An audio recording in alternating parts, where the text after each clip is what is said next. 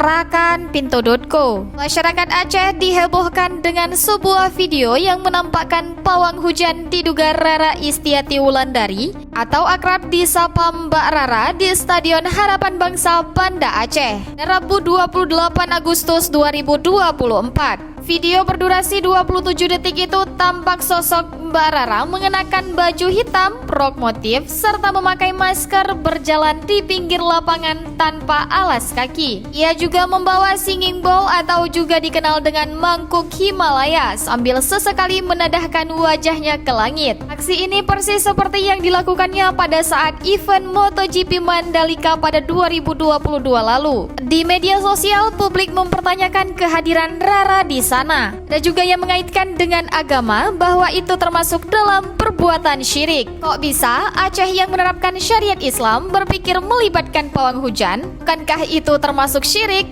Begitulah kata sebagian netizen. Saya melakukan aksinya, Banda Aceh malah diguyur hujan deras disertai angin kencang. Mbak Rara pun kembali dirujak netizen. Mau tahu berita terupdate tentang Aceh? Baca berita selengkapnya di Pinto.co.